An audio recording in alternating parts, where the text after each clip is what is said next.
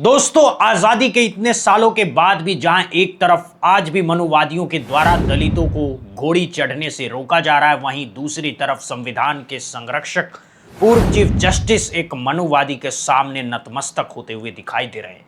क्या है पूरा मामला, आइए जानते हैं। दोनों खबरों को इस वीडियो में देखेंगे, समझेंगे। वीडियो के अंत तक बने रहिएगा। एक शादी का दृश्य, दूल्हा सज धज कर अपने आने वाले जीवन की खुशहाली की ओर बढ़ रहा है।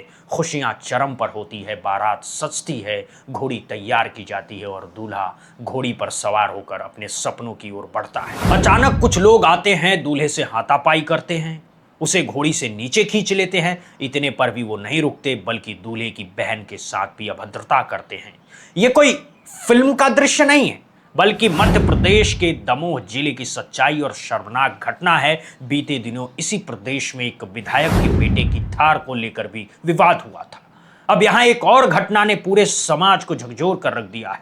जानकारी के अनुसार 23 वर्षीय गोलू अहिरवार नामक दलित समुदाय के दिव्यांग दूल्हे की बारात छतरपुर जानी थी। मंगलवार शाम करीब 5 बजे वो पूरे रीति रिवाजों के साथ घोड़ी पर बैठकर गांव से निकला था। इसी दौरान गांव के कुछ दबंगों ने उसका विरोध किया, जातिगत गालियां दी और उसे घोड़ी से नीचे खींच लिया। जब परिवार ने इसका विरोध किया तो आरोपियों ने दूल्हे के साथ बेरहमी से मारपीट की। बीच बचाव करने आई उसकी बहन से हाथापाई भी की। परिवार का आरोप है कि झपट्टा मारी के दौरान बहन के सोने के जेवर भी गायब हो गए।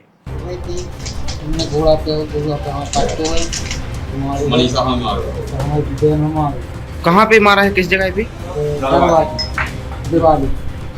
कौन सी गांव की घटना है? आरोपियों का नाम विश्वनाथ लोधी, बिच्छू लोधी, चीनू लोधी, पलटू लोधी और अन्य सामने आए हैं।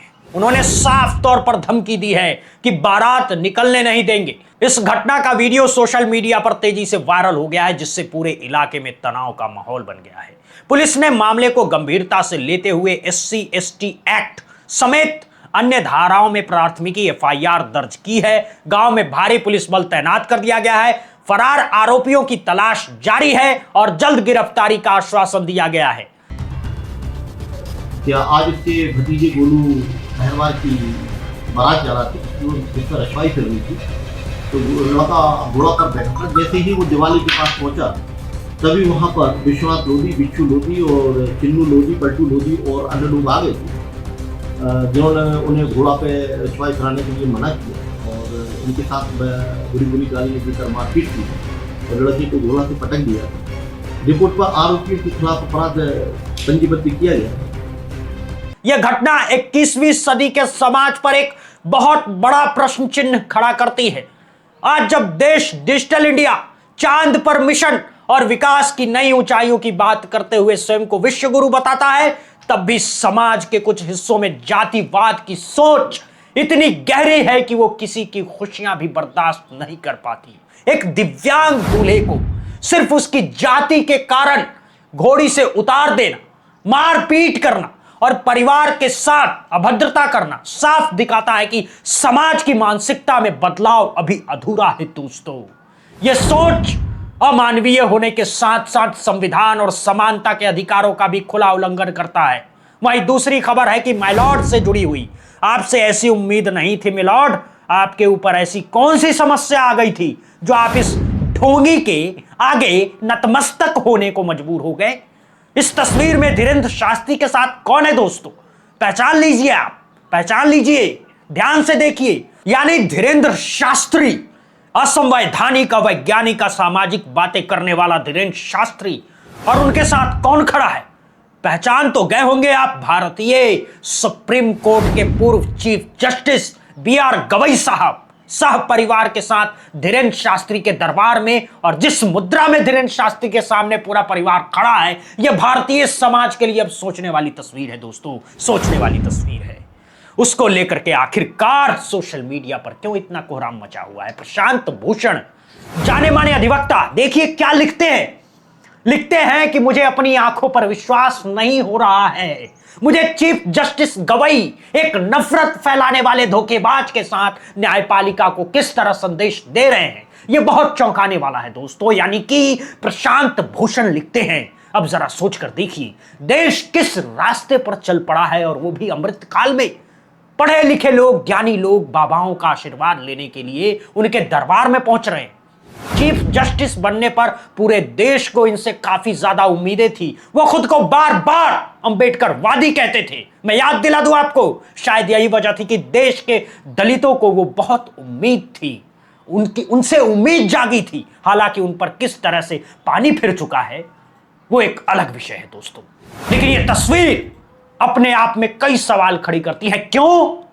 क्योंकि अब हालात क्या वाकई में न्यायपालिका में बद से बदतर हो रहे हैं। आइए इस मुलाकात की कहानी को जरा गहराई से समझने की कोशिश करते हैं, क्योंकि सिर्फ ये मुलाकात की तस्वीर नहीं है, क्योंकि गवई साहब ने जो कुछ कहा है उसे भी सुनना बहुत जरूरी है और टटोलने का प्रयास करेंगे कि जो भीतर भीतर भारतीय समाज को क्या अब इस तरह की तस्वीरें खोखला कर रही हैं। भारतीय लोकतंत्र और भारत की बुद्धि को क्या मूर्ख बनाया जा रहा है, क्योंकि ये तस्वीर एक बहुत सारे सवाल खड़े करता है, सवाल पैदा करता है दोस्तों। उत्तर अब शायद किसी के पास न मिले, लेकिन दिल्ली हाई कोर्ट की महिला जज जस्टिस स्वर्णकांता शर्मा तो आपको याद ही होगा। उनका एक कथित पुराना वीडियो खूब वायरल हो रहा है, जिसमें वो गजब गजब की बातें कर रही हैं। आपको याद होगा जब BR गवई साहब चीफ जस्टिस बने थे तो लोगों के भीतर एक उम्मीद जगी थी। हाँ, अंबेडकरवादी विचारधारा और ये व्यक्ति एक नजीर पेश करेगा। दलित समुदाय से आते हैं, इनके पिता भी ठीक ठाक दलित नेता रहे, कांग्रेस की सरकार में बहुत सारे लाभ मिले, यानी लोगों को उम्मीद थी कि भाई न्यायपालिका की साख को खराब नहीं होने दिया जाएगा, चाहे कुछ भी हो जाए। हालांकि पूरा कार्यकाल खत्म होते होते सारी उम्मीदें धुल गई है। और जिस दिन जूता वाला कांड हुआ था, याद है ना आपको, जूता फेंका गया था, उसके बाद जिस तरह से उस केस को हैंडल किया गया, उसको लेकर सारी कहानी खराब होने लगी। उस वक्त भी सवाल उठे कि भाई अमृतकाल में इन बातों से कोई फर्क नहीं पड़ता कि आप किस समाज से आते हैं, किस जाति और किस धर्म से आते हैं। क्योंकि तब जब CGI पर जूता उछाला गया था, तब भी सवाल मोदी सरकार पर ही खड़े हुए थे। खैर, बहुत लंबे अरसे तक तो मोदी सरकार चुप रही थी। कुछ समय के बाद भी यह सामने आया कि गवई साहब की माताजी को RSS के कार्यक्रम में चीफ जस्टिस के रूप में बुलाया गया था।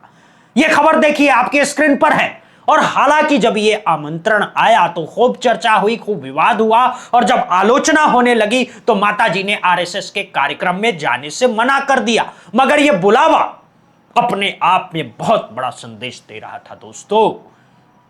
अब ये तस्वीर भी आ गई जहां धीरेंद्र शास्त्री से ये मुलाकात कर रहे हैं। इस तस्वीर पर पत्रकार सौरभ दास क्या लिखते हैं, अब देखिए, आपकी स्क्रीन पर है। सौरभ दास ने लिखा है कि हाल ही में रिटायर्ड हुए भारत के चीफ जस्टिस का एक घृणास्पद बाबा के साथ होना बहुत दुखद है। न्यायिक जीवन के मूल्यों का पुनर्खन 1997 में यह भी अनिवार्य होना चाहिए कि पूर्व जज भी, यानी कि रिटायर जज भी, अपने उच्च पद के लिए अनुचित आचरण के प्रति सचेत रहे। यह न्यायिक जीवन के मूल्यों का पुनः कथन है। उस पर थोड़ी देर में आएंगे कि भाई आखिर ये जो कहा जा रहा है क्या सच में ऐसा ही है। अब देखिए पूर्णानंद क्या लिखते हैं आपके स्क्रीन पर। सबसे ऊंचा व्यक्ति सबसे निचले स्तर पर गिर जाता है। चीफ जस्टिस की कुर्सी पर बैठे हुए ये व्यक्ति जिस बात का संकेत दे रहे हैं, अब आपके मन में भी आ रहा होगा कि ये तस्वीर आई कहां से है। ये तस्वीर वहीं से आई है जहां से आना चाहिए था। ये तस्वीर जो आप देख रहे हैं मध्य प्रदेश के छतरपुर जिले में बागेश्वर धाम से है, और यहीं पर ही भारत के पूर्व चीफ जस्टिस अपने परिवार के साथ पहुंचे थे, बीवी बच्चों के साथ पहुंचे थे, और इस कार्यक्रम में उनकी पत्नी और बेटे भी मौजूद थे। इन लोगों ने वहां पर पूजा पाठ किया, धीरेंद्र शास्त्री से मुलाकात की, और इस तस्वीर के अनुसार पूर्व चीफ जस्टिस ने धीरेंद्र शास्त्री से आशीर्वाद लिया। आधे घंटे तक मुलाकात हुई और ये खबरें छपी हुई है। धार्मिक, सांस्कृतिक और सामाजिक विषयों पर बात हुई। पूर्व चीफ जस्टिस ने कैंसर हॉस्पिटल का अवलोकन किया, कुछ जानकारी ली, सराहना की। ये कोई कथित सनातन गुरुकुल भी चलाते हैं। पूर्व चीफ जस्टिस ने बच्चों से मुलाकात भी की। यह खबर में लिखा हुआ है दोस्तों। धीरेंद्र शास्त्री के कार्यों की खूब सराहना की, प्रशंसा की। चीफ जस्टिस ने कहा कि बागेश्वर धाम में सनातन संस्कृति को मजबूत करने के लिए जो प्रयास किया जा रहा है वो सराहनीय है। अब चीफ जस्टिस और धीरेंद्र शास्त्री के बीच में सवाल यह है कि क्या बातचीत हुई होगी। क्योंकि चीफ जस्टिस तो कानून और भारतीय संविधान के बड़े जानकार हैं।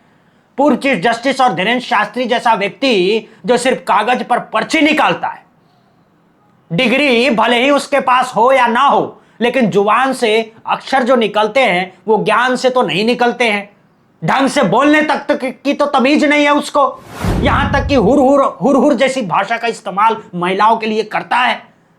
ज्ञान के मामले में तो दूर दूर तक कोई मेल मिलाप दोनों का दिखाई नहीं देता है।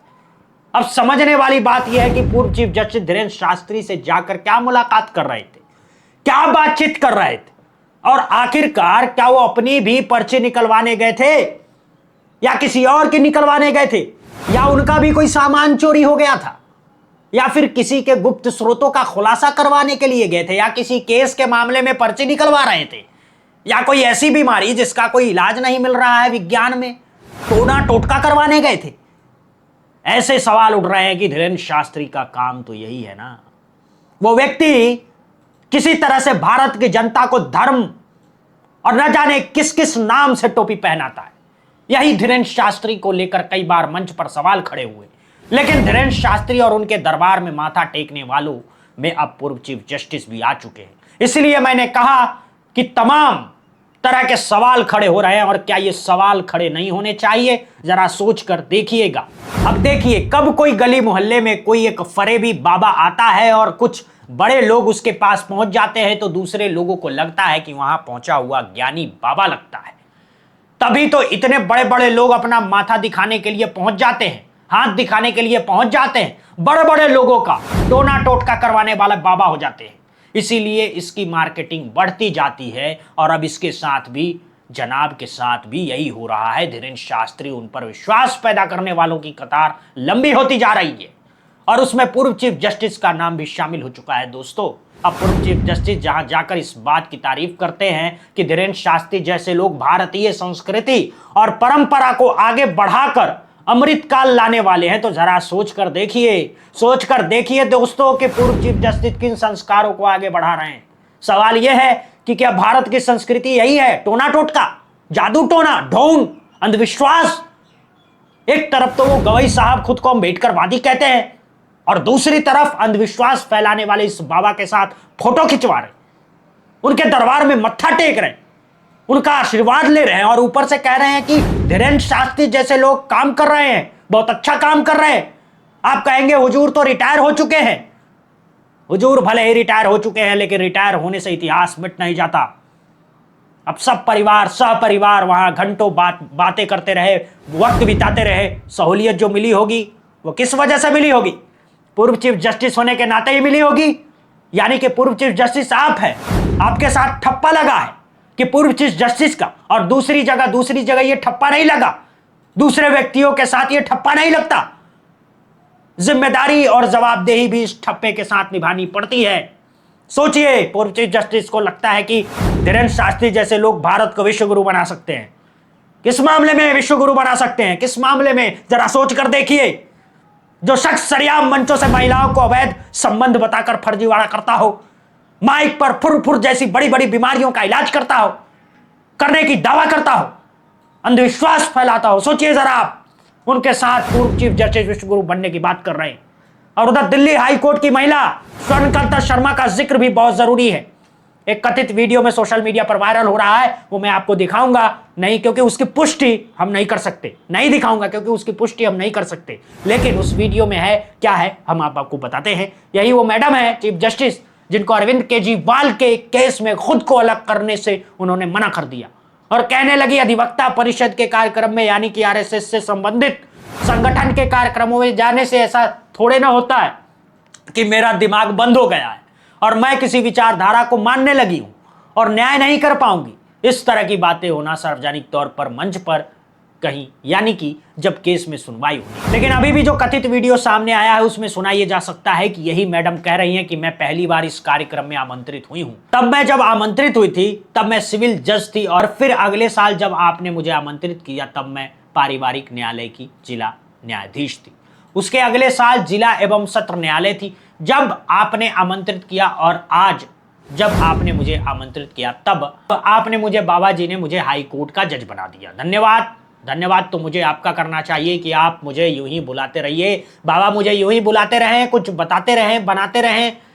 ये बाबा हैं कौन जिनके कार्यक्रम में बुलाने से हर साल इतनी तेजी से प्रमोशन हो जाता है? ये हमको नहीं मालूम, लेकिन मैडम उस कथित वीडियो में कह रही हैं और ये वीडियो लोग खूब शेयर कर रहे हैं। आप सोशल मीडिया पर जाकर देख सकते हैं, हम नहीं दिखाएंगे क्योंकि वो वीडियो की पुष्टि हम नहीं कर सकते। एक बार फिर से मैं आपको याद दिला दूं कि पूर्व मुख्यमंत्री अरविंद केजरीवाल ने 11 कारण बताए थे और इसके बाद चीफ जस्टिस सूर्यकांता शर्मा के बच्चों का मामला भी याद दिलाया गया था, मगर फिर भी मैडम ने केस छोड़ने से इनकार नहीं किया। और इधर मध्य प्रदेश हाई कोर्ट का ये मामला आपको याद दिलाना चाहूंगा, चलते चलते देखिए अपनी स्क्रीन पर 2024 का ये मामला है। जस्टिस सुजाय पाल ने ये कहा कि मेरे बेटे को कोर्ट में प्रैक्टिस करने की इजाजत मिल गई है तो मेरा ट्रांसफर किसी दूसरे हाई कोर्ट में कर दीजिए। यानी कि एक नजीर पेश की थी उन्होंने कि पूरे देश में, पूरे देश के सामने कि भाई मेरा बच्चा अब मेरी वकालत की प्रैक्टिस वहां पर करेगा तो मेरे को जज के रहते हुए मेरे को जज रहने का इस कोर्ट में अधिकार नहीं है, मेरा ट्रांसफर करिए। और दूसरी तरफ सूर्यकांता शर्मा मैडम, खैर अलग अलग नजरिया, लेकिन ये तस्वीर धीरेन्द्र शास्त्री वाली अपने आप में कई सवाल खड़े कर रही है दोस्तों। अब ये संवैधानिक, वैज्ञानिक और असामाजिक बातें करने वाले धीरेन्द्र शास्त्री के साथ चीफ जस्टिस दिखाई दे रहे हैं। दोस्तों आपकी क्या राय है? क्या पूर्व चीफ जस्टिस ने सही किया या गलत धीरेन्द्र शास्त्री के दरबार में आशीर्वाद लेकर? अपनी राय हमें कमेंट बॉक्स में जरूर बताइएगा। बहुत बहुत धन्यवाद, बहुत बहुत शुक्रिया दोस्तों।